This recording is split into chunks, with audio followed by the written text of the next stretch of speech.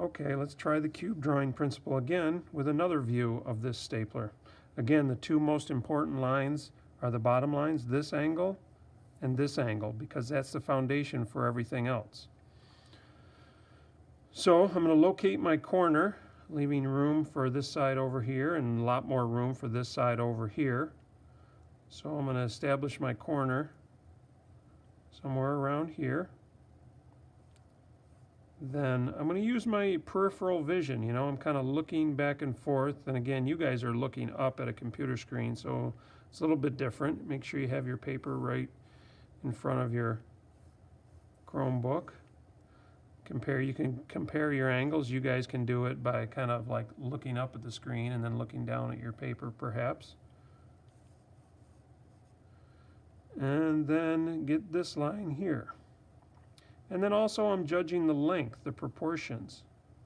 You know, how long is this compared to this?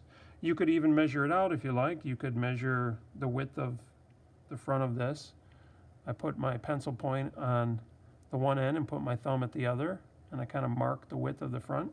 And then I can compare that to the overall length. I could say 1, put my finger there, 2, and 3. So the length of this is about 3 times the width of that. So if I mark this off where I want that to end, I can double check myself. I can measure now my drawing. There's 1 increment. And let's start here and work back because we already have this corner established.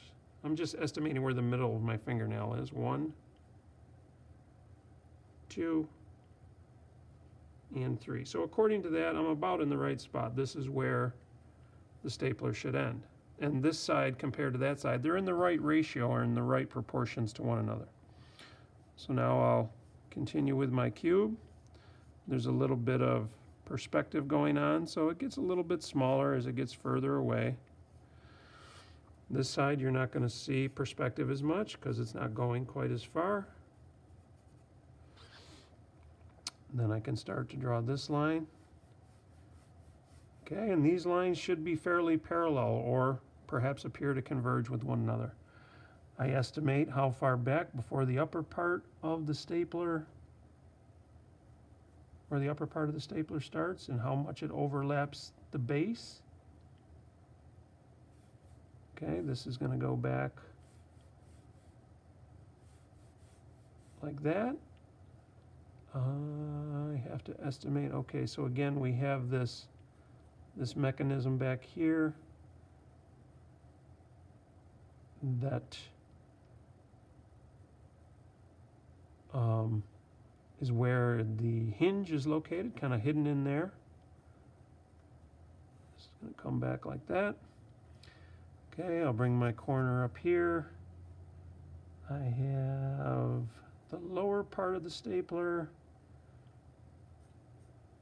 It's something I've drawn over top of my photo and I can't really see the detail too well. Something like that.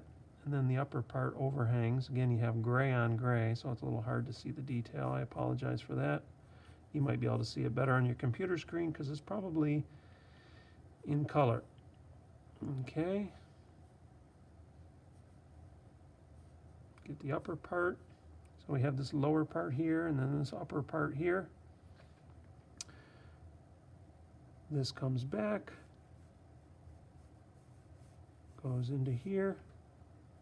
Perhaps that's a little bit larger. I made that a little bit small. Again, drawing is a process of correcting your mistakes. And you can be drawing along with me. You don't have to wait until I'm completely done. You can stop this video at any time and draw it in stages as I'm drawing. And then this is going to come back.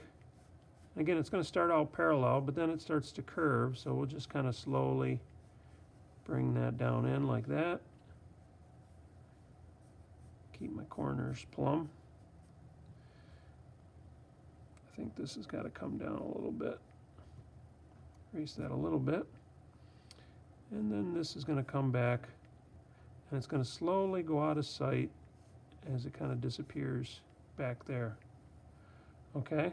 And that's about as far as we need to take that one. We have the basic structure, and then from there you could build on that. You could add all your detail from there. If you can get this far and you can get that accurate, you're well on your way to an accurate drawing.